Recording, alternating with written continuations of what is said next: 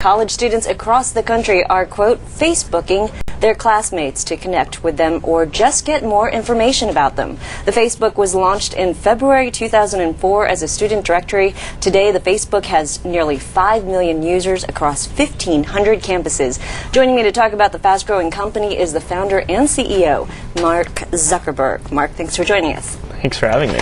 Mark, this is such a fast-growing company. Can you tell us what was the biggest factor behind the success? Was it a strategic decision you made, or was it you were just lucky?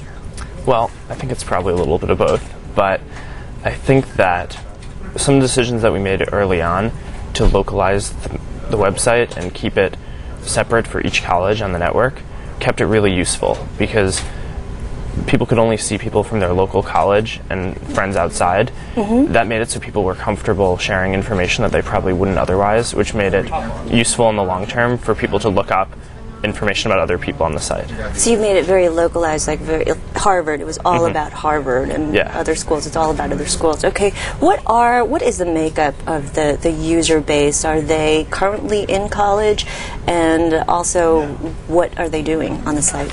So I'd say that the majority of the user base is currently in college. We were live last year too, so we had a whole year of people who graduated. I think that was almost 1 million people.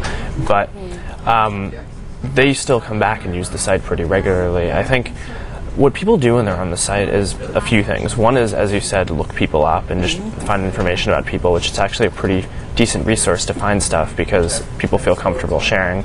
And another is also what you said, just connecting to people and finding people they haven't seen in a long time, friends from middle school or high school or long lost buddies, and just reaching out to them.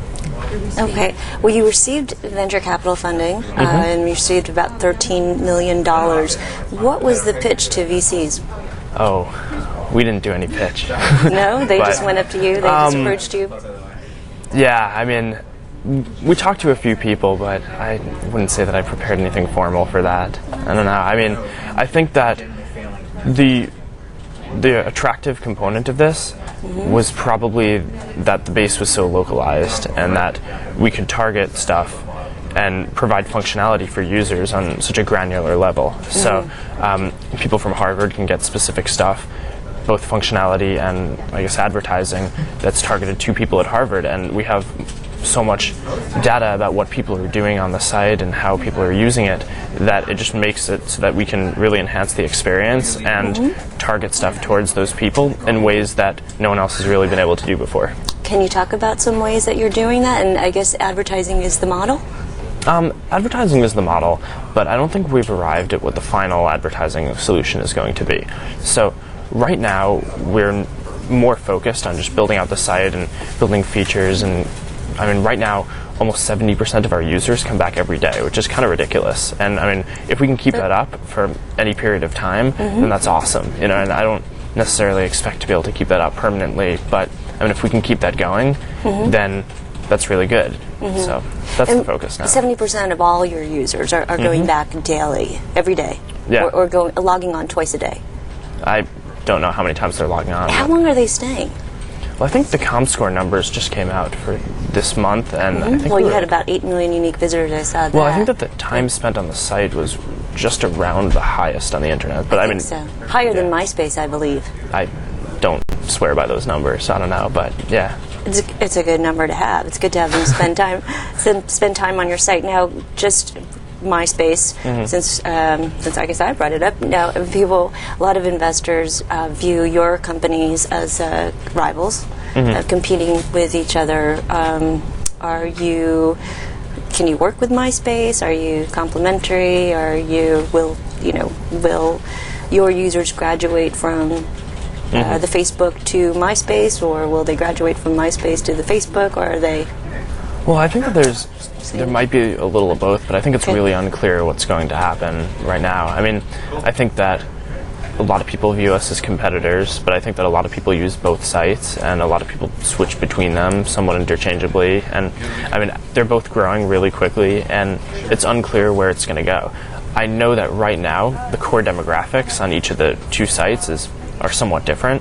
So we have this huge base of college students, whereas they're probably stronger in the high school market and outside of college.